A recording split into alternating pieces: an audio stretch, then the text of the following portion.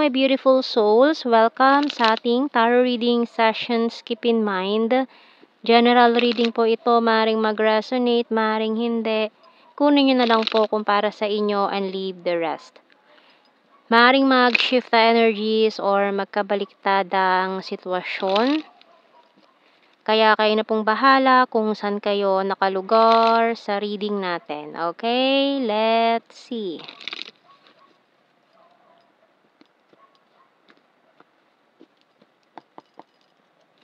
So we have here the Six of Cups and another Six of Wands. Five of Swords, Three of Cups, the Ace of Cups, Four of Pentacles, the Two of Wands, and Death card. Bottom card is Three of Pentacles. So, okay.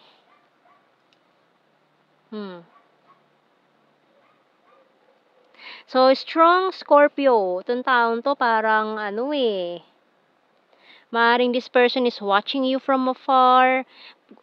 Mukhang namimiss ka nitong taon to. Matagal na kayong hindi nag-uusap. Maaaring very, very soon magre-reach out tong taong to sa'yo. Bigla na lang yan, parang mangangamusta. So, yung mga allergic dyan sa message na kumusta, baka mamaya may kasunod na uuhutang pala. Pero hindi naman, no. So, itong taong to nangangamusta siya kasi namimiss ka niya, no? So, tingnan natin, kasi mukhang matagal na kayong walang usap, walang communication nitong taon to eh. Parang gusto niyang ibalik yung spark with this Ace of Cups natin dito. Mukhang hindi pa rin siya nakaget over din. So, we have here Divine Order by Archangel Raguel. Everything is how it needs to be right now. Look past the illusion and see underlying order.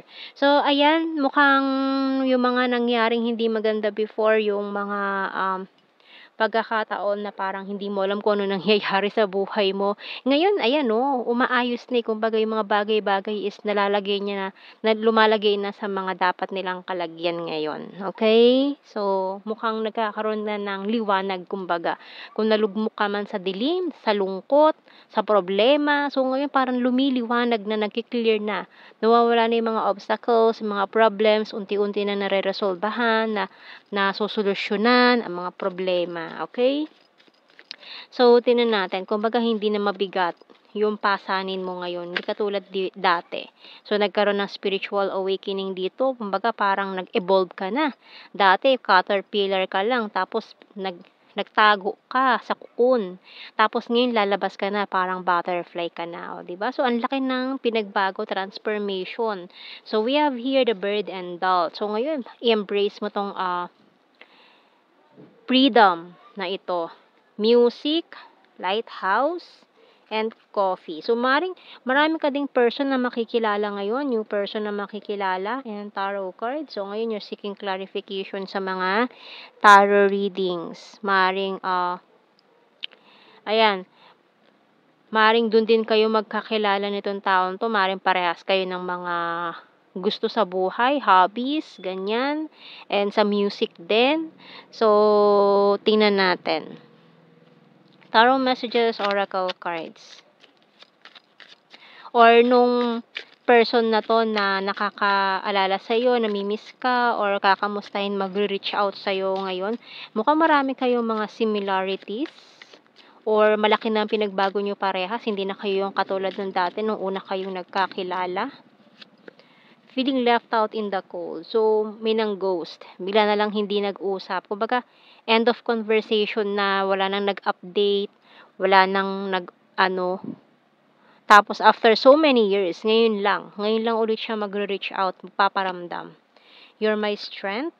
I'm stubborn but practical. You're my wish come true. I want you back. Ayan. Can't sleep, thinking of you all night long. Kasi hindi yan mapakali, kaiisip sa'yo ngayon. I'm addicted to you. Maring sinabi niya to before sa'yo na na-addict siya sa energy mo, sa'yo, sa presensya mo. Kaya parang umiwas siya. Parang natakot siya na, teka, parang hindi na to maganda. Parang bisyo na, gano'n. Naging bisyo ka niya. Husband-wife material. So, nakikita ka rin niya as ganun, husband or wife material. Working hard for our future. Oh. So, tingnan natin. More messages natin dito. The Hidden Truth Oracle cards. So, for some of you, parang kung hindi man naging kayo, magkaibigan lang kayo nitong taong to. Ayan, so talagang gusto niya maging more than friends. And I knew exactly what I was doing. I know I messed up everything. So, alam niyo, nasabotage niya rin yung connection niyo sana. Mukhang hindi naging kayo nitong taong to, lalo na kung friends kayo. Ayan. So, I look for you everywhere. So, sa lahat ng mga tao nakikilala niya, hinahanap-hanap ka niya. Yung presence mo, yung ugali mo, ayan, hinahanap niya yan sa mga tao nakikilala niya, nakakasalamuha niya. I left you before you could leave me. So, bigla na nga lang talaga umiwas. I lost myself for a little while. I remember every detail of that day, and it's time for me to heal now. So, bottom card, I wish I had treated you better. So, ayan, feeling niya rin may may ginagawa siyang hindi maganda sa'yo. Ayun na nga yung parang bigla na lang siyang umiwas, ganyan, na hindi ka na lang niya kinausap, ganun, 'di ba? Bigla na lang ganun. Bigla na lang hindi namansin. Okay naman kayo tapos biglang naging cold and distant siya, 'di ba?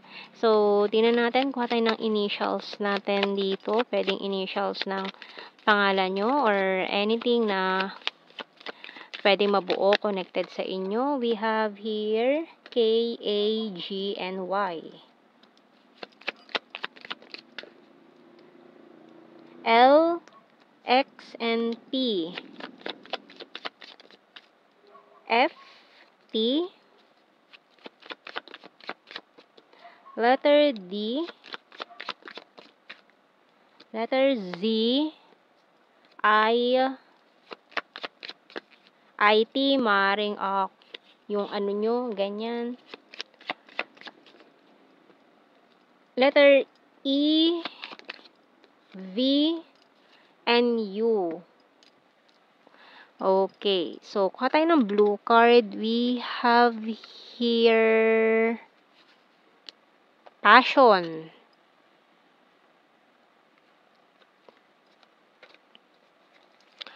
Deception. Okay, so feeling niya talaga may nagawa siyang hindi maganda sa'yo or may mga information siya na tinago or mga information na walang katotohanan na sinabi niya sa'yo before.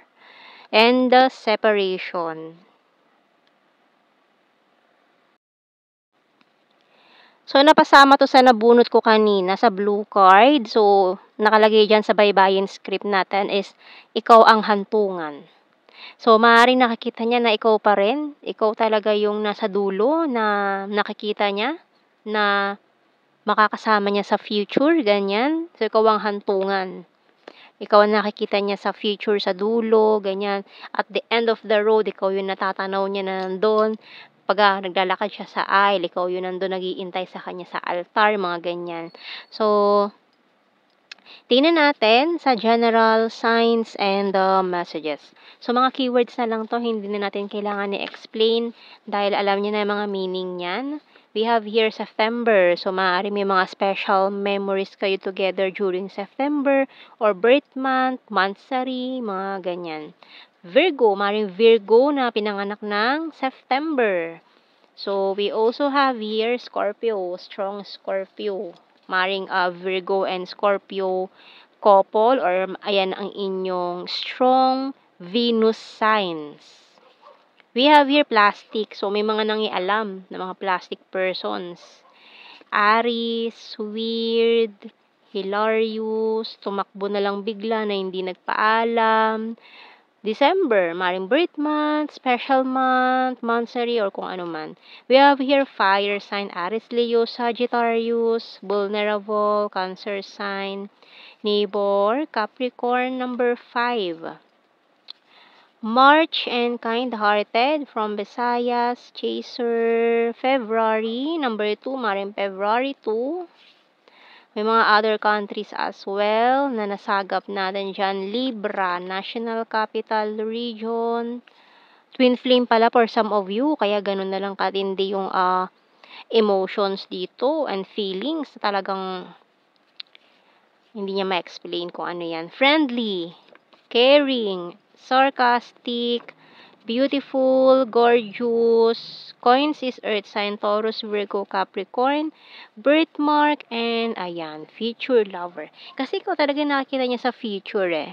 So, ayan na ating reading, my beautiful souls. Thank you for watching. Take care and God bless. See you in our next reading, guys. Bye-bye.